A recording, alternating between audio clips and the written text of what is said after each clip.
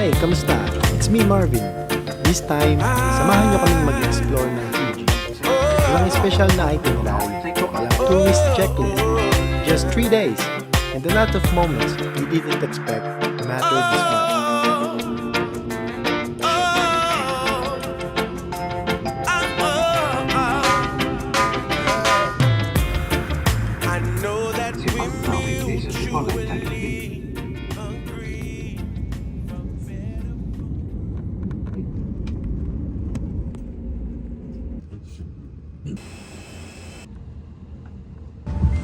So yan, dito na tayo. Dito na tayo sa Fiji. Hello!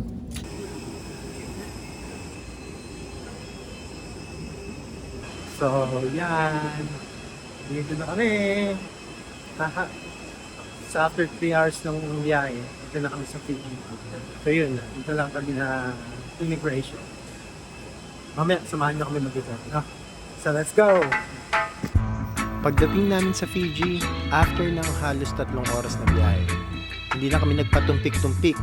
Diretso na agad kami sa paghahanap ng aming hotel accommodation. Don't worry about a thing. 'Cause every little thing gonna be alright. Singing, don't worry about a thing. 'Cause every little thing gonna be alright. Rise up this morning. Mainit ang panahon sa Fiji, parang Pilipinas din ang init. Kaya't hindi na kami nagpatumpik-tumpik. Unang ginawa namin ay mag-swimming. So yan, kumuha lang ako ng pool towel. And punta na tayo dito sa may poolside. Ganda ng araw, no? Init.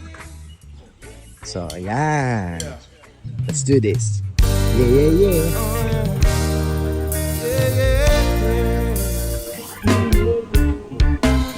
Someone told me long ago, there's a calm before the storm. I know it's been coming for some time. When it's over, so they say, it'll rain on a sunny day. I know, shining down like water. I wanna know, have you ever seen the rain? I wanna know, have you ever seen the rain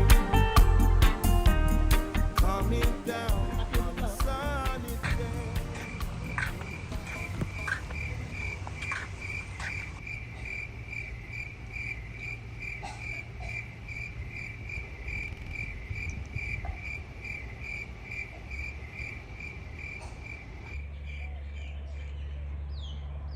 So, second day and yeah, breakfast muna kami. So, punta na tayo dun sa may poolside, which is nandun din yung kainan. No? So, good morning, Nadi. Good morning, Fiji.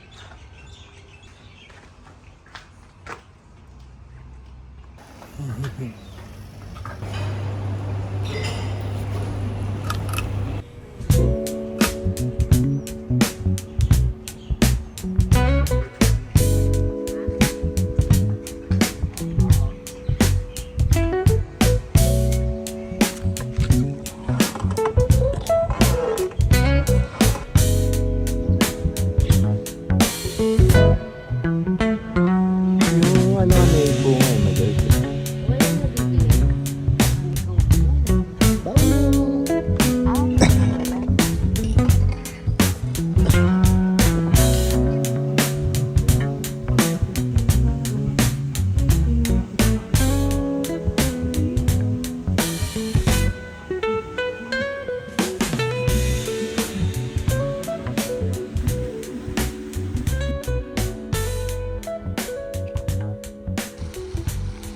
Ayan.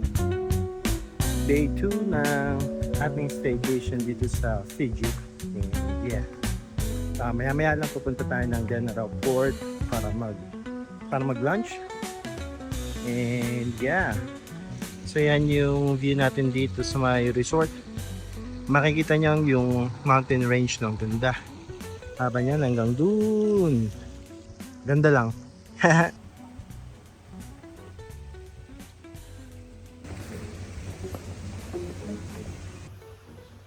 Ooh, mangga. Look at this, guys. Ginagawa mo? Grabe oh, ang ganda ng bunga oh, dami.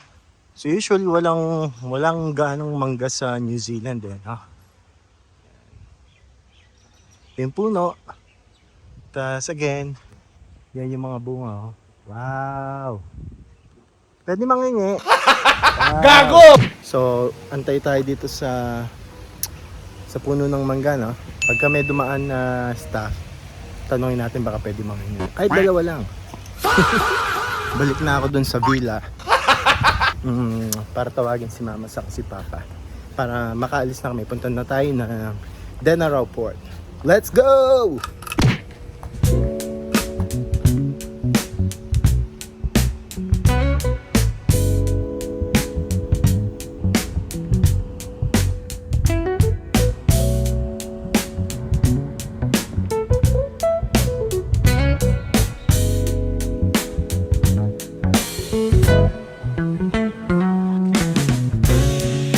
Tayo sa may Port Denarau. Yeah. Small loud eh. Papa. Tingnan mahangin.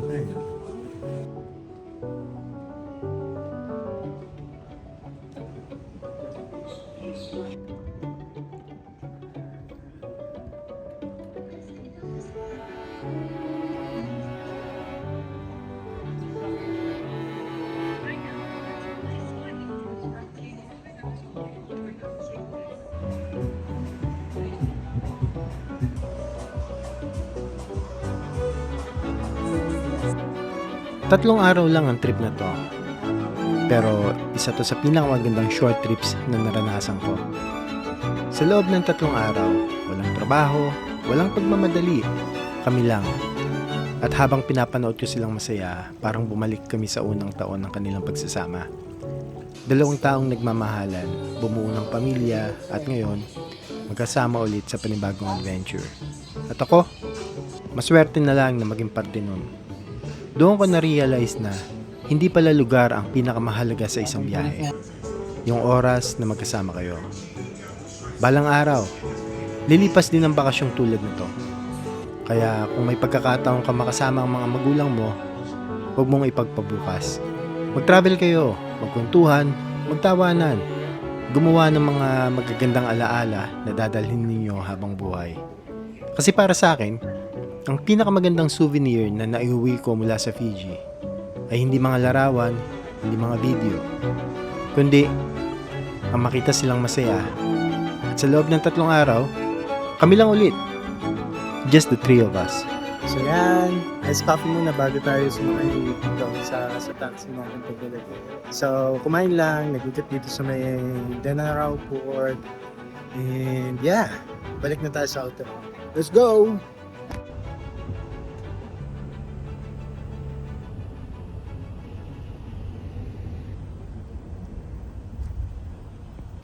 So, yan, it's 3 in the afternoon. Meron ako schedule for massage para naman makapag-relax.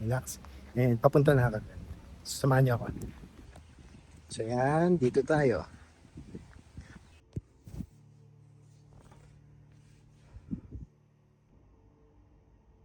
So yan, si ate, siya yung nag-massage sa akin.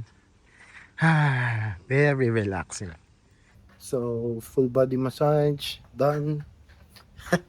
Nantok ako, grabe. Sarap. Very relaxing talaga. Just the two of us. We can make it if we try. Just the two of us.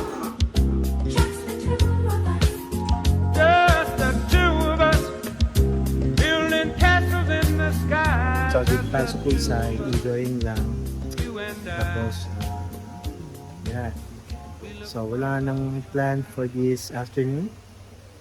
So, yun, re-relax na lang doon sa kwarto. Then after that, yeah, matulog, and then bukas we're going back to New Zealand na.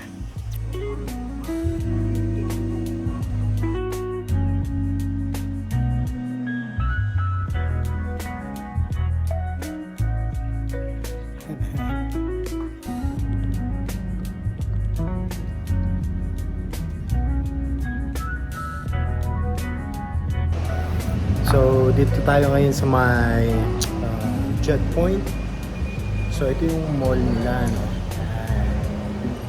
Nakita ka. So, yung tsura ng mall, ganito lang, simple lang. Mga shops, tapos, yan. Wala sila yung katulad sa atin na para bang SM.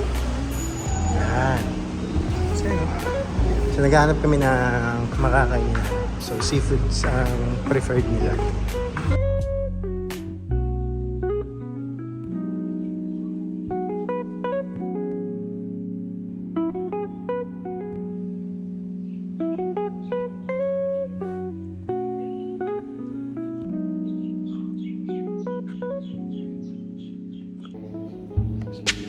So, this is it.